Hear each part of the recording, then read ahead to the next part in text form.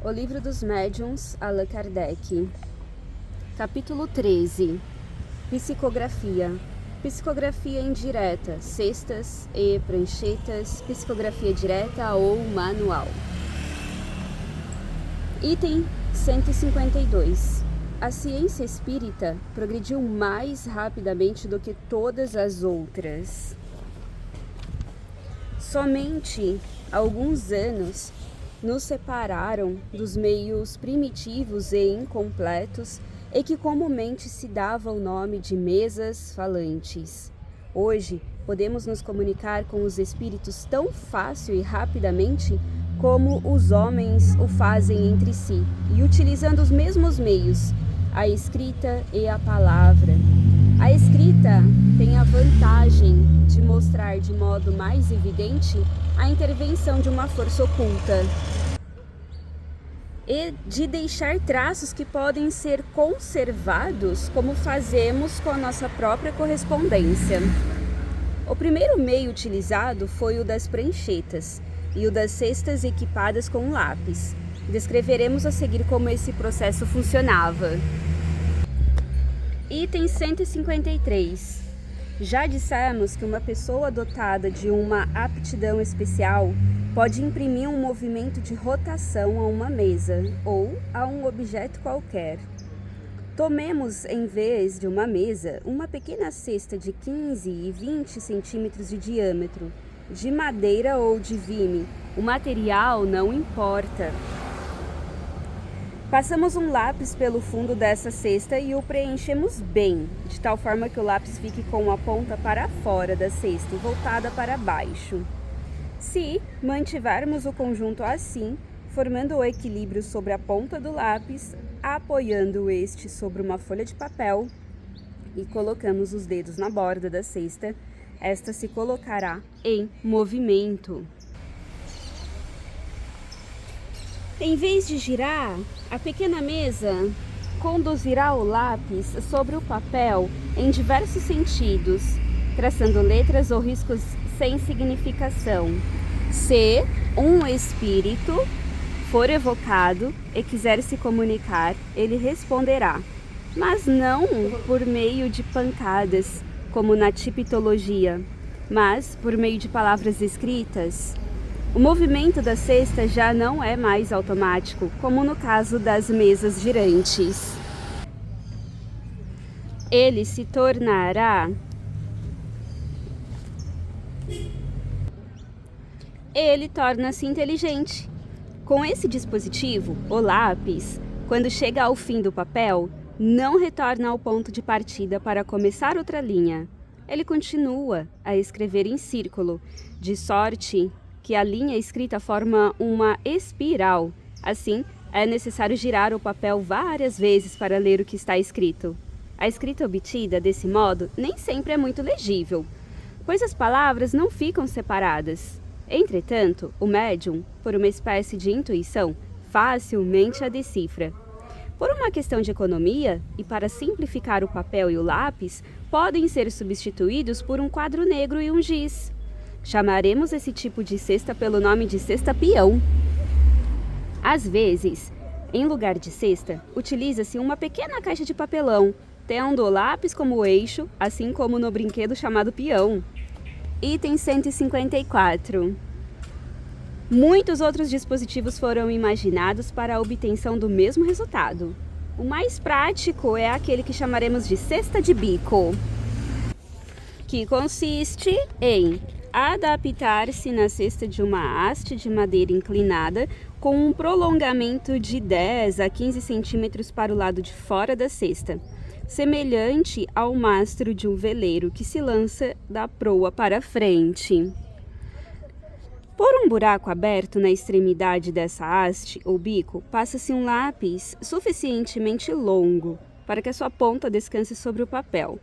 Quando o médium coloca os dedos sobre a borda da cesta, o aparelho todo se agita e o lápis escreve como no caso anterior, com a diferença de produzir uma escrita mais legível, com palavras separadas e dispostas em linhas paralelas como na escrita comum, e não mais em espiral, uma vez que o médium pode levar o lápis de uma linha a outra com mais facilidade. Assim são obtidas dissertações de diversas páginas, tão rapidamente como se fossem escritas com a mão. Muitas vezes, a inteligência que se manifesta pode revelar por outros sinais inconfundíveis.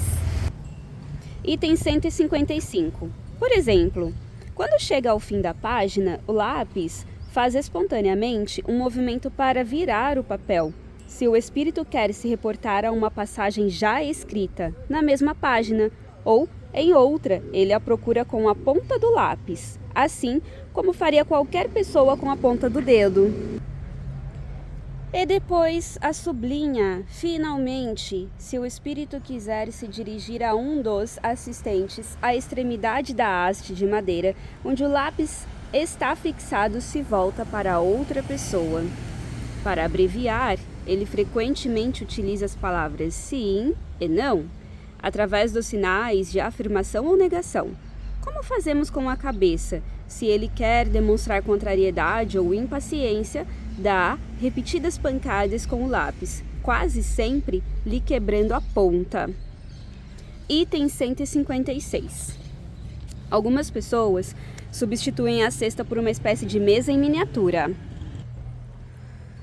Feita para essa finalidade, com 12 a 15 centímetros de comprimento, por 5 a 6 de altura e 3 pés, a um dos quais se prende um lápis.